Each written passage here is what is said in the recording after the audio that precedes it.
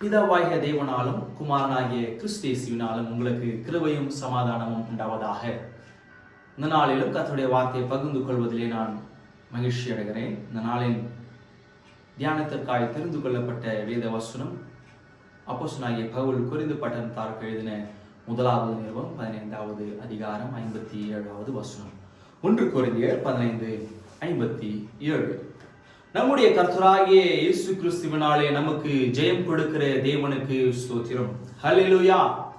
இந்த நாளிலும் கர்த்தர் மிகவும் தெளிவாய் பவுல் மூலமாய் இந்த வார்த்தைகளை நமக்கு எழுதி வைத்திருக்கிறார். ஆவியானவர் பவுலோடு இடைப்பட்டு தெளிவாய் தேவ பிள்ளைகளுக்காய் கொடுக்கப்பட்ட இந்த வசனமானது நமக்கு ஜெயம் அல்லது வெற்றி என்பது கர்த்தராகிய இயேசு கிறிஸ்துவின் மூலமாய் தேவனால் கொடுக்கப்படுகின்ற ஒன்று என்பதை மீண்டுமாய் நமக்கு தெளிவுபடுத்தியிருக்கிறார். இதே புதிய மொழிபெயர்ப்பிலே நம்ம வாசிக்கின்ற போது அது இப்படியா எழுதியிருக்கிறது, நமக்கு வெற்றியை அருளினார் என்று எழுதியிருக்கிறது. வெற்றியை அருளினார் என்றால் அப்போ வெற்றி நமக்கு வரப்போவதல்ல, வந்துவிட்டது. அருளினார் என்றது வழங்கிவிட்டது. வெற்றி ஆல்ரெடி நம்ம கிட்ட இருக்குது. வெற்றி நம்ம சுதந்திரத்தை கொள்ளாச்சு. அதுதான் வெற்றியை அருளினார் என்பதற்குண்டான உண்மையான பொருள். அப்போ நமக்கு தேவன் ஒரு வெற்றியை அருளி விட்டார் என்பதை நாம் எப்படி அதை உறுதியாக்கி கொள்வது என்று பார்த்தோம்னால், வேத வசனம் தெளிவாய் சொல்லுகிறது. 1 யோவான் 5வது அதிகாரம் 4வது வசனத்திலே இப்படியாய் சொல்லப்பட்டிருக்கிறது, தேவனால் பிறப்பதெல்லாம் உலகத்தை ஜெயிக்கும். ஹல்லேலூயா. தேவனால் பிறப்பது எல்லாமே என்னவா? உலகத்தை ஜெயிக்குமா? அப்போ தொடர்ந்து நம்ம வாசிக்கின்ற போது அதே வசனம் இப்படியாய் சொல்கிறது, நம்முடைய விசுவாசமே உலகத்தை ஜெயிக்கின்ற ஜெயம். ஹல்லேலூயா. அப்போ தேவனால் பிறப்பது எல்லாம் உலகத்தை ஜெயிக்கின்ற ஜெயம். அப்போ இந்த உலகத்தை ஜெயிக்கின்ற ஜெயத்துக்கு தேவையான முக்கியமான ஒன்று எது? விசுவாசம். அப்போ அந்த விசுவாசம் தான் நம்ம உலகத்தை ஜெயிக்கிறதுக்கு உதவியா இருக்கும். அப்போ நம்ம எதை விசுவாசிக்க வேண்டும்? வசனம் சொல்லுகின்ற பிரகாரம் நான் முன்னே சொல்லி இருக்கிறேன், நமக்கு ஜெயத்தை கொடுக்கின்றவர், நமக்கு வெற்றியை கொடுக்கின்றவர் யாராம்? தேவன். அப்போ அந்த தேவன் ஒரு காரியத்தை நமக்காய் செய்திருக்கிறார். என்ன செய்திருக்கிறார்? பாவத்திலே அடிமைகளாய், அக்கிரமத்திலே அநீதிகளாய் வாழ்ந்து கொண்டிருக்கிற நமக்கு கர்த்தர் தம்முடைய சொந்த குமாரனை அனுப்பி அவரே ஜீவ பலியாக ஒப்பு கொடுத்து நம்முடைய பாவங்களை கழுவி நம்முடைய அக்கினியிலிருந்து மீட்டெடுத்து தன்னுடைய சொந்த குமாரனை போல அவர் என்ன பண்றார்? நம்ம நேசித்து அவர் மூலமாய் நம்ம பிறக்க செய்திருக்கிறார். ஹல்லேலூயா. அப்போ யாரெல்லாம் அந்த இயேசு கிறிஸ்து என்னுடைய பாவங்களுக்காய், என்னுடைய அக்கிரமங்களுக்காய், என்னுடைய அநீதிகளுக்காய் வந்தார நீங்க விசுவாசிக்கிறீங்களோ, நீங்க உலகத்தை ஜெயிப்பவர்கள். ஹல்லேலூயா. அப்போ நீங்க தான் உலகத்தை ஜெயிப்பவர்கள். இயேசு கிறிஸ்துவை விசுவாசிக்கின்ற நீங்களும் நாம தான் உலகத்தை ஜெயிக்கின்றவர்கள். ஹல்லேலூயா. அப்போ நம்ம இயேசு எனக்காக எல்லாவற்றையும் செய்து முடித்தார நம்ம விசுவாசிக்கின்ற பாரியா, அந்த விசுவாசம் உலகத்தை ஜெயிக்கும். ஆமென். ஆண்டவராகிய இயேசு கிறிஸ்து 3.5 ஆண்டுகள் இந்த ஊழியம் செய்த அந்த நாட்களிலே அவர் போகின்ற இடங்களெல்லாம் அதிசயங்கள், அவர் செல்லுகின்ற இடங்களெல்லாம் அற்புதங்கள் எல்லாம் நம்ம வேதத்துல வாசிக்கிறோம். ஆனால் ஒரு இடங்களில அவரால் அற்புத அடையாளங்கள் செய்யக்கூடாமல் போயிட்டு, அதற்கு காரணம் என்னன்னு பார்த்தீங்கன்னா அவர்களுடைய அவிசுவாசமே என்று எழுதப்பட்டிருக்கிறது. இதை கேட்டுக்கொண்டிருக்கிற தெய்வ ஜனமே, நீங்க எப்பேற்பட்ட சூழ்நிலை இருந்தாலும், நீங்கள் எப்பேற்பட்ட சூழ்நிலையிலே கடந்து சென்று கொண்டிருந்தாலும், ஒருவேளை குடும்பத்திலே போராட்டங்கள், வெளிஸ்தலத்திலே போராட்டங்கள், இல்ல படிக்கின்ற பிள்ளைகளா இருக்கனால எதிர்நோக்கி காத்திருக்கிற அந்த தேர்வை நோக்கி ஒரு பயம், ஒரு அங்கலாய்ப்பு, நான் எப்படியா இந்த பொது தேர்வை சந்திக்க போகிறேன், இந்த பொது தேர்வில் நான் எப்படி நான் வெற்றி வெல்ல போகிறேன், இதனால எனக்கு வெற்றி வருமா இல்ல தோல்வியில போய் முடியுமான்னு சொல்லிட்டு ஒருவேளை அங்கலாய்ப்போடு ஒரு சந்தேகத்தோடு இந்த வார்த்தைகளை நீங்க கேட்டுக்கொண்டிருக்கிறீர்கள். கர்த்தருடைய வார்த்தை தெளிவாய் சொல்லுகிறது, நம்முடைய விசுவாசமே உலகத்தை ஜெயிக்கிற ஜெயம். ஹல்லேலூயா. அப்போ நம்முடைய விசுவாசம் எங்கெல்லாம் இருக்குதோ அதன் இடங்கள் எல்லாம் உலகத்தை நம்ம ஜெயித்தாயிற்று. வசனம் அப்படிதான் சொல்லுது. கர்த்தர் நமக்கு, தேவன் நமக்கு வெற்றியை அருளினார். அப்போ நீ விசுவாசத்தோட ஒரு காரியத்தை நீ தொடர்ந்து செய்வாயானால் அந்த இடத்துல கர்த்தர் ஜெயத்தை கொடுப்பார். அந்த இடத்துல கர்த்தர் வெற்றியாய் நம்ம சிறக்க செய்வார். ஹல்லேலூயா. இப்ப இதே வசனம் இதே 1 யோவான்ல நம்ம வாசிக்கின்றோம். 1 யோவான் 4:4 இப்படியா வாசிக்கிறோம், உலகத்தில் இருக்கிறவர்களை விட உங்களில் இருக்கிறவர் மிகவும் பெரியவர். அப்போ நம்ம கூட யார் இருக்கிறான்னு நம்ம தெரிஞ்சுக்கணும். நம்ம கூட யார் இருக்கிறான்னு நம்ம தெரிஞ்சுக்கணும். அப்ப நம்ம கூட யார் இருக்கிறார்? உலகத்தில் இருப்பதை காட்டிலும் ஒரு பெரியவர் நம்மளோடு இருக்கிறார் என்பதை நாம் அறிந்திருப்போமானால் அந்த விசுவாசத்துல நம்ம இன்னுமாய் விளைவடுவோம். அந்த விசுவாசத்துல இன்னுமாய் விளைபட்டு வெற்றியை நோக்கி நம்ம ஓடிக்கொண்டிருப்போம். காரணம்னா உலகத்தில் இருப்பவர்களை காட்டிலும் என்னுக்குள்ள இருக்கிறவர் அவர் பெரியவராய் இருக்கின்றார். அல்லேலூயா, ஆமென். அப்போ உனக்குள்ளே இருக்கின்ற அவர் பெரிய காரியங்களை செய்ய வல்லவராய் இருக்கிறார். ஆமென், ஹல்லேலூயா. இன்றைக்கு நீங்களோட யோசித்து கொண்டிருக்கலாம், ஐயோ நானும் கிறிஸ்துவ குடும்பத்துல தானே வாழ்ந்து கொண்டிருக்கிறேன், நானும் ஆலயத்துக்கு போறேனே, நானும் ஜெபிக்கிறேனே, நானும் எல்லா காரியத்திலும் நான் பங்கு பெறுறேனே அப்படின்னு நீங்க யோசிச்சிருக்கலாம். ஆனாலும் என்னுடைய வாழ்க்கையிலே அநேக நேரத்திலே, அநேக சூழல்களிலே, அநேக இக்கட்டான சமயங்களிலே என்னால வெற்றியை நோக்கி போகவே முடியலே, எப்பவுமே ஒரு தடை இருந்து கொண்டே இருக்கிறதே என்று நீங்க யோசிச்சிருக்கலாம். இல்லை, நீங்க ஒரு கேள்வியை கூட அதை வைத்துக் கொண்டிருக்கலாம். ஆனா கர்த்தருடைய வார்த்தை சொல்லுகிறது, நம்முடைய விசுவாசம் உலகத்தை ஜெயிக்கின்ற ஜெயம். அப்ப நீங்க எதை விசுவாசிக்கணும்? இயேசு கிறிஸ்து விசுவாசிக்கணும். அந்த இயேசு கிறிஸ்து ஆலயத்தில் இல்ல, அவர் உங்களோடு இருக்கிறார். அவர் யார்? உலகத்தில் இருப்பவைகளை காட்டிலும் என்னோடு இருக்கின்ற அவர் பெரியவராய் இருக்கிறார் என்பதை நாம் விசுவாசிக்க வேண்டும். ஹல்லேலூயா. வேதத்திலே அநேக உதாரணங்கள் உண்டு. நான் ஒரு சில உதாரணங்களை உங்களுக்கு சுட்டிக்காட்டி நம்முடைய விசுவாச பாதைக்கு அது உகந்ததாய் அமையும் என்பதை நான் முழுமையாய் வாஞ்சிக்கின்றபடினால அந்த காரியங்களை உங்களோடு நான் பேச ஆசைப்படுகிறேன். முதலாவது நம்ம ஒரு வாலிபனை குறித்து நம்ம பார்க்கலாம். அந்த வாலிபன் பார்த்தோம்னா குடும்பத்தால் நிராகரிக்கப்பட்டவன், தகப்பனால் நிராகரிக்கப்பட்டவன், தன்னுடைய சகோதரர்களை காட்டிலும் அவன் ஒதுக்கப்பட்ட சூழலிலே வாழ்ந்து கொண்டிருந்தான். அவன் பெயர் தாவீது.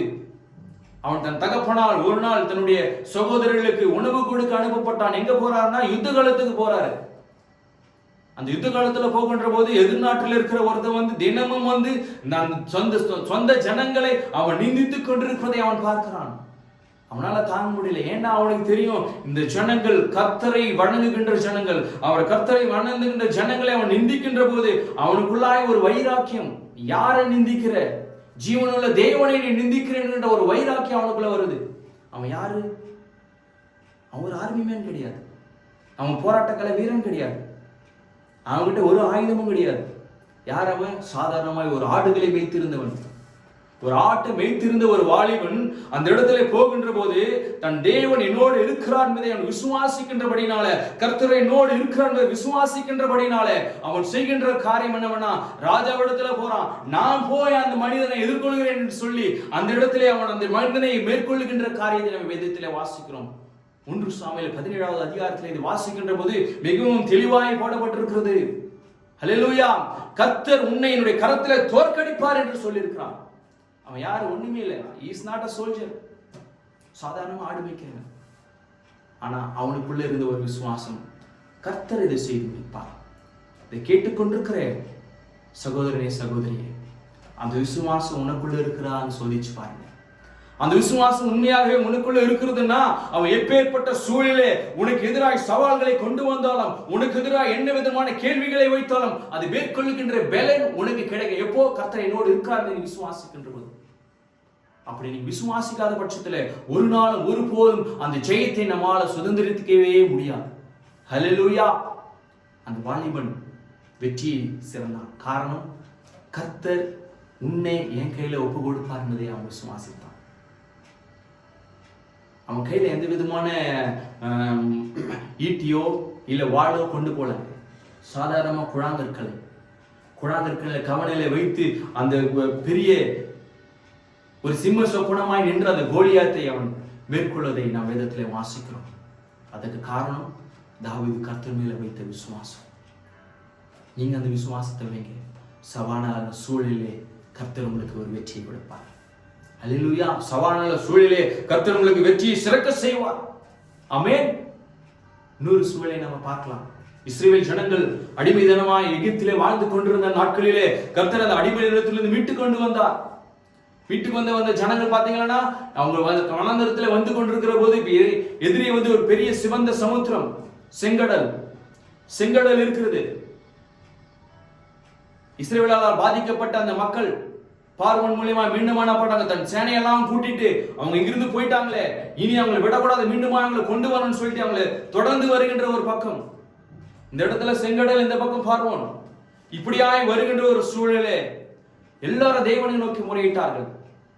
மோசே என்கின்ற ஒரு மனிதன், அவர்களை வழிநடத்தி வந்த மனிதன், கர்த்தரால் தெரிந்து கொள்ளப்பட்ட அந்த மனிதன் தேவனை நோக்கி பேசிக்கின்ற போது கர்த்தர் சொன்னாரு, நீ கோலை நீட்டுப்பான்னு சொன்னார். யோசித்து பாருங்க, செங்கடல் எவ்வளவு பெருசு, கோல் எவ்வளவு பெருசு. ஆனா அவன் கர்த்தர் இதை செய்வார் என்று விசுவாசத்தோடு அந்த கோலை நீட்டின வசனம் தெளிவாய் சொல்லுகிறது. வெட்டாந்தரையில் நடப்பது போல இஸ்ரவேல் ஜனங்கள் அந்த செங்கடல் வழியாக நடந்து போனார்கள் என்று வேதம் நமக்கு தெளிவாய் சொல்லுகிறது. நீ அடைக்கப்பட்ட ஒரு சூழலில் இருக்கலாம், எந்த பக்கம் போக முடியாத ஒரு சூழலில் இருக்கலாம், ஆனா கர்த்தரை விசுவாசி. கர்த்தர் வெட்டாந்தரை போல உனக்கு ஒரு வழியை உருவாக்கி கொடுப்பார். ஹல்லேலூயா! கர்த்தர் வெட்டாந்தரை போல ஒரு வழியை உனக்கு உருவாக்கி கொடுப்பார். அதற்கு உனக்கு தேவையான ஒன்று உன்னுடைய விசுவாசம். உன்னுடைய விசுவாசம் உன்னுடைய விசுவாசம் பலப்படுகின்ற போது கர்த்தர் அடைக்கப்பட்ட சூழலே ஒரு வெட்டாந்தரை போல ஒரு வழியை உண்டாக்குகின்றவராய் இருக்கின்றார். ஹல்லேலூயா! அதே போலதான் யோசுவாட தலைமையிலே அதே இஸ்ரவேல் ஜனங்கள் எரிகோவை நோக்கி போகின்ற போது கர்த்தர் சொல்றாரு, இந்த எரிகோ மதிலை நான் உடைக்க போறேன். ஆனா நீங்க பண்ண வேண்டியது என்ன? அந்த காரியத்தை நீங்க கேட்டீங்கன்னா எல்லாமே ஒரு மாதிரி ஆச்சரியமா பார்ப்பாங்க. என்ன, 6 நாள் நீங்க சுத்துங்க ஒரு முறை, 7வது நாள் 7 முறை சுத்துங்க. அதுக்கப்புறம் எக்காரைகளையும் பூரிகளை நீங்க ஊதுகின்ற போது ஆர்ப்பரிங்கள், அலங்கம் இடிந்து விடும் என்று சொன்னார். அதே போல அவருடைய வார்த்தைக்கு கீழ்ப்படிந்தாங்க. காரணம், யோசுவா என்னோடு இருப்பார் கர்த்தர் என்பதை விசுவாசித்தான். கர்த்தர் என்னோடு இருக்கிறார் என்பதை விசுவாசித்தான். கர்த்தர் எனக்குள்ளா இருந்து பெரிய காரியங்களை செய்வார் என்பதை விசுவாசித்தான். நடந்தது என்ன? அந்த 7வது நாளே 7 முறை அவர்கள் சுற்றி திரிந்து பூரிகளை ஊதி ஆர்ப்பரித்த போது அலங்கள் உடைக்கப்பட்டு அவர் எல்லாம் உள்ளே போய் அந்த எரிகோவை சூறையாடினார்கள் என்பதை வேதத்திலே வாசிக்கின்றோம். காரணம் விசுவாசம். கர்த்தரிடத்திலே யோசுவா வைத்த விசுவாசம். அந்த விசுவாசத்தின் மூலமாய் அந்த தலைமையில் வைத்த விசுவாசத்தினால், மக்கள் அவர்கள் மேல வைத்த விசுவாசத்தினால கர்த்தர் அந்த இடத்துல பெரிய காரியங்களை செய்து முடித்தார். ஹல்லேலூயா! நல்லா யோசித்து பாருங்க, மனுஷன் இயற்கைக்கு அப்பாற்பட்ட காரியங்களை செய்து முடிக்கின்றான். காரணம், உலகத்தில் இருப்பவர்களை விட அவர்களில் இருப்பவர் பெரியவர் என்பதை அந்த மனிதன் அவன் உணர்ந்திருந்தான். இன்னைக்கு நீங்க அதை விசுவாசிக்கிறீங்களா? உலகத்தில் இருப்பதை காட்டிலே எங்குள்ள இருக்கிற பெரியவர் என்றாவது கர்த்தர் இன்னைக்கு இந்த காரியங்களை செய்து முடிப்பார்கள் விசுவாசிக்கிறீங்களா? அந்த ஜெயம் உங்களுக்கு கண்டிப்பாக கிடைக்கும். ஹல்லேலூயா! அப்போ ஒரு அடைக்கப்பட்ட சூழலிலும் கர்த்தர் ஒரு வழியை திறந்து கொடுக்கின்றார். ஒருவேளை எதிரிகளின் சூழ்ச்சினால நீங்க அகப்பட்டு நீங்க இருந்தீங்களா, அந்த இடத்திலும் கர்த்தரால ஒரு அதிசயத்தை செய்ய முடியும். அந்த இடத்திலும் கர்த்தர் பெரிய காரியங்களை செய்ய முடியும். தானியேல் என்கின்ற ஒரு தெய்வ மனிதன் இருந்தார். அந்த ராஜா என்ன பண்றாரு, ஒரு 120 தேசாதிபதிகள் என்ன பண்றாரு ஏற்படுத்தி என்ன பண்றாரு, அவர்களுக்கெல்லாம் ஒரு பிரதானிகளை வேற ஏற்படுத்துறாரு. 3 பேர், அதுல தானியேலும் ஒருத்தன். ஆனா மற்றவர்களுக்கெல்லாம் அவர் மேல ஒரு பொறாமை. அவன் எல்லாத்திலும் இருக்கிற ராஜா அவருக்கு ஃபேவரா இருக்கிறான்னு ஒரு பொறாமை. அவனை எப்படியாவது சிக்க வைக்கலாம்னு சொல்லிட்டு பார்க்கும்போது அவன் 3 வேளையும் தேவனை நோக்கி முழங்காற்படி ஜெபிக்கின்ற ஒரு ஜெபவனா இருந்தான். இதை கொண்டு எப்படியாச்சும் பண்ணணும்னு சொல்லி 30 நாட்களுக்கு ராஜாவை தவிர வேற யாரும் அணுகக்கூடாதுன்னு சொல்லிட்டு என்ன பண்றாங்க, ஒரு ஆர்டரை வாங்கிட்டு வராங்க. ஆனால் தானியேல் எந்நேரத்திலும் எப்போதும் தேவனை அவர் ஜெபிப்பதை, தேவனோட பேசுவதை நிறுத்ததே கிடையாது. அந்த ராஜாக்கும் ஒரு நம்பிக்கை இருக்கு, ஜீவனுள்ள தேவன் உன்னை காப்பாற்றுவார்னு சொல்லிட்டு. நடந்தது என்ன, ஜெபிக்க யாரெல்லாம் அந்த காரியத்துக்கு உடன்படாத இருக்கிறாங்க சிங்க கெபியில போடணும். யோசித்து பாருங்க, சிங்க கெபியில ஒரு மனுஷனை போட்டா சிங்கத்துக்கு தப்பிச்சுக்க முடியுமா? எதிரியுடைய சூழ்ச்சியிலே தானியேல் போய் விழுந்தார். எதிரிகள் பண்ண திட்டத்துல தானியேல் போய் விழுந்தார். ஆனா தானியேலுக்கு தெரியும், என்னோடு இருக்கிறவர் பெரியவர். ஹல்லேலூயா! என்னோடு இருக்கிறவர் பெரியவர் என்பது தானியேல் அறிந்திருந்தபடினால அவர் எதற்கும் கவலைப்படல. சிங்கமாவது ஏதாவது அதை காட்டிலும் பெரியவர். காரணம், வசனம் தெளிவாய் சொல்லுகிறது, உலகத்தில் இருப்பவையோட உங்களில் இருப்பவர் பெரியவர். அப்போ உலகத்தில் இருப்பதுதான் எது? சிங்கமும் சரி, எந்த விதமான அனிமல்ஸாக நீங்க வச்சுக்கினாலும் உலகத்தில் இருக்கிறது அது. ஆனா இதுல காட்டிலும் என்னோடு இருக்கிற பெரியவரா இருந்தவ இதையும் என்னால மேற்கொள்ள முடியும் என்று தானியேல் அதற்கும் ஒப்பு கொடுக்கிறார். நடந்தது என்ன? அது அதிகாலையில ராஜா கணி நைட்டெல்லாம் தூக்கல, காலையில எதிர்த்து போயிட்டு கேட்கிறாரு, தானியேலே ஜீவனுள்ள தேவனாய கர்த்தர் உன்னை விடுவித்தாரா அப்படின்றது. ராஜாவே சொல்லி தானியேல் சொன்ன அந்த சவுண்ட் கேட்டதும் ராஜாக்கே ஒரு சந்தோஷம். அல்லேலூயா! காரணம், தானியேலோட விசுவாசம் என்ன, கர்த்தர் என்னோடு இருப்பார், கர்த்தர் பெரிய காரியங்கள் செய்வார் என்று. ஆனா நடந்தது என்ன பாத்தீங்களா? அந்த இடத்துல என்ன நடக்குதுன்னா, யாரெல்லாம் தானியேலை அழிக்கணும்னு திட்டம் போட்டாங்களோ அவங்க குடும்பங்கள் எல்லாம் என்ன பண்ணாங்களாம், அந்த சிங்க கெபியில போட்டாங்க. வசனம் இப்படி சொல்லுது, அவங்க எல்லாம் போய் சேரும் முன்னே சிங்கம் என்ன பண்ணிச்சான், அவங்கள முடிச்சிச்சான். ஆமென். யோசிச்சு பாருங்க, அப்போ சிங்கம் எவ்வளவு பசியோடு இருந்த போதிலும் அந்த தானியேலை ஒன்றும் செய்ய முடியவில்லைன்னா, சிங்கத்தோட வாயை தேவனால் கட்டி போட முடியும்னா, காரணம் தானியேல் கர்த்தர் மேல வைத்திருந்த விசுவாசம். என்னோட அவர் இருக்கிறார், பெரிய காரியங்களை செய்வார் என்கின்ற விசுவாசம். அந்த விசுவாசத்துல நாம பலப்படணும். அந்த விசுவாசத்துல நாம் நிலைத்து நிற்க வேண்டும். அந்த விசுவாசத்துல நாம் எப்ப நம்ம ஓங்கி நிற்கின்ற போது கர்த்தர் பெரிய காரியங்களை செய்து முடிக்க அவர் வல்லவராயிருக்கின்றார். நம்ம செய்ய வேண்டியதெல்லாம் ஒன்னே ஒன்று தாங்க. நீதிமொழிகள் 3:5-6 நீங்க வாசிக்கும் போது தெளிவாய் சொல்லப்பட்டிருக்கிறது. நம்முடைய சுய புத்தியின் மேல சாயாம நம்முடைய முழு இருதயத்தோடு நம்ம என்ன பண்ணணுமா, அவர் கர்த்தரிடத்துல நம்பிக்கையா இருக்கணுமா. நம்ம சுய புத்தியில சாய வேண்டாம், சுய பலத்துல சாய வேண்டாம், சுய காரியத்துல சாய வேண்டாம். கர்த்தரிடத்துல முழு இருதயத்தோடு நம்ம என்ன செய்யணும், விசுவாசம் உள்ளவர்களா இருக்கின்ற போது, அப்போ அப்படி முழு இருதயத்தோடு அவரோடு நம்பிக்கை வைத்து நம்முடைய வழியெல்லாம் அவரை நினைத்து கொண்டு நம்முடைய காரியங்களெல்லாம் சரி செய்கின்ற அவர் ஒருத்தரால தான் முடியும்னு நம்ம நினைக்கின்ற போது அவர் நம்முடைய பாதைகள் எல்லாம் அவர் செய்வப்படுத்துவார்னு வசனம் நமக்கு சொல்லுது. அப்போ நம்ம செய்ய வேண்டிய ஒரு காரியம், விசுவாசத்துல நம்ம பலப்பட வேண்டும். நம்ம சுய புத்தியில சாயக்கூடாது. என்னோடு இருக்கிறவர் பெரியவர் என்பதை விசுவாசிக்க வேண்டும். அவர் வல்ல காரியங்களை செய்ய வல்லவராக இருக்கிறதை விசுவாசிக்க வேண்டும். பேதுருவை எடுத்து பாருங்க, கடலின் மேல நடந்தார் இயேசுப்பா. இயேசு கடல் மேல நடந்து வந்தார். அதே பேதுரு 12 சீஷன்ல வருது. அவர் நடந்து வந்தது பார்த்தோம், ஒரு நம்பிக்கையோட கிளம்பிட்டான். அப்பா நான் போறேன்னு கிளம்பிட்டான். ஆனா உலகத்தை பின்னிட்டு பார்க்கறதுனால அந்த இடத்துல அவன் அவிழ்ந்து போகின்ற போது அவன் என்ன ரட்சிங்கன்னு கை கொடுக்குறான். அப்ப கர்த்தர் சொல்ற ஒரு வார்த்தை தெரியுமா, அற்ப விசுவாசின்னு சொல்றார்.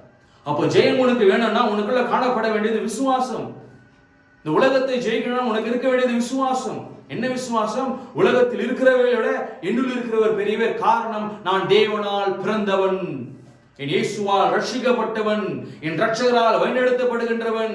எனக்கு முன்னே அவர் பாதைகளை கரடு முரணானவர்களை செவ்வையாக்குவார், கோணலானவர்களை செவ்வையாக்குவார் என்கின்ற விசுவாசம் நமக்கு வேணும். நான் என் சுய புத்தியில நான் சாய மாட்டேன், என்னுடைய வழிகள் எல்லாம் அவரிடத்தில் ஒப்பு கொடுப்பேன், அவரின் பாதையை செவ்வையாக்குவார் என்ற விசுவாசம் நமக்கு வேண்டும். அந்த விசுவாசம் நமக்குள்ள இருக்கின்ற போது கர்த்தர் பெரிய காரியங்களை செய்வார்.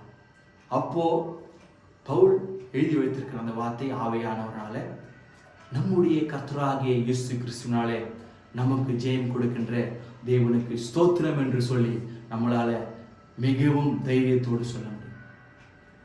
ஸ்தோத்திர பலியிடுவது கர்த்தருக்கு ரொம்ப பிரியமுள்ளவர். ஆனா இது எல்லாவற்றையும் காட்டிலும் யாரெல்லாம் கர்த்தரிடத்தில் விசுவாசமாய் இருக்கிறார்களோ அவரெல்லாம் உலகத்தை ஜெயித்தாயிற்று. அவர் எல்லா உலகத்தை ஜெயித்தாயிற்று. இந்த ஜெயதோனியோடு நம்ம கர்த்தருடைய சமூகத்தில் நம்மை நாமே ஒப்பு கொடுப்போம். ஒருவேளை விசுவாசத்தில் நம்ம குறைவேற்றவர்களாய் காணப்பட்டா இந்த வசனத்தை கேட்கின்ற இந்த நேரத்தில் நம்ம கர்த்தருடைய கருத்துல நம்ம ஒப்பு கொடுப்போம். ஆண்டவரே, என்னுடைய விசுவாசத்தை கர்த்தர் நீங்க வர்த்திக்க பண்ணுங்கன்னு சொல்லி கேட்போம். என கேட்கின்ற எவனும் பெற்றுக்கொள்ளுகிறான் என்ற வசனம் நமக்கு சொல்லுது. ஹல்லேலூயா. அதனால இதை கேட்டுக்கொண்டிருக்கிற தெய்வஜனமே, நீங்க எப்பேற்பட்ட சூழலில் இருந்தாலும், நீங்க எப்பேற்பட்ட இக்கட்டான சூழ்நிலைக்குள்ளாய் கடந்து சென்று கொண்டிருந்தாலும், வழி அறியாது திசை அறியாது நீங்கள் ஓடிக்கொண்டிருந்தாலும், கர்த்தருடைய வார்த்தை தெளிவாய் சொல்லுகிறது. ஒரு சவாலான சூழலான மனிதன் வந்து நின்றபோது ஒரு சாதாரண தாவீதால் மேற்கொள்ள முடியும்னா, ஒரு இக்கட்டான சூழல், ஒரு அடைக்கப்பட்ட இடம், ஒரு செங்கடல் முன்னாடி நிற்குது, எரிகோ போன்ற ஒரு கோட்டை நிற்குது, வழியே இல்லைன்னு நம்ம இருக்கின்ற போது கர்த்தர் வழியை அவரால் உருவாக்க முடியும்னா, அந்த சிங்க கெபியில தானியேலை போடுகின்ற போதும் சிங்கத்தின் வாயை கட்ட தேவனால முடியும்னா, அதற்கு காரணம் கர்த்தரை நோடு இருக்கிறார். அவர் வைத்த ஒரு விசுவாசம் தான். அந்த விசுவாசத்தை நாமும் வைப்போம். யாரும் இல்லை, ஆண்டவராகிய இயேசு கிறிஸ்துவின் மேல அவர் எல்லா காரியங்களையும் செய்து முடிக்க அவர் வல்லவராயிருக்கிறார். வசனம் தெளிவாய் சொல்கிறது, அவர் நேற்றும் இன்றும் என்றும் மாறாதவராயிருக்கிறார். நான் கர்த்தர், நான் மாறாதவர் என்று அவர் வார்த்தை தெளிவாய் சொல்லுகிறது. அவர் என்னைக்கு மாற மாட்டாரு. அப்படி விசுவாசம் வைங்க, கர்த்தரிடத்துல ஜெயத்தை பெற்றுக்கொள்ளுங்க. இந்த வார்த்தைகள், இந்த வசனங்கள் நமக்குள்ளாய் கடந்து செல்லட்டும். நாம ஜெய வீரர்களாய் இயேசுவுக்காய் வெற்றி நடை போடுவோம். கர்த்தர் தாமே இந்த வார்த்தைகள் மூலமாய் நம்ம வழிநடத்தி ஆசீர்வதிப்பாராக. ஆமென். ஹல்லேலூயா.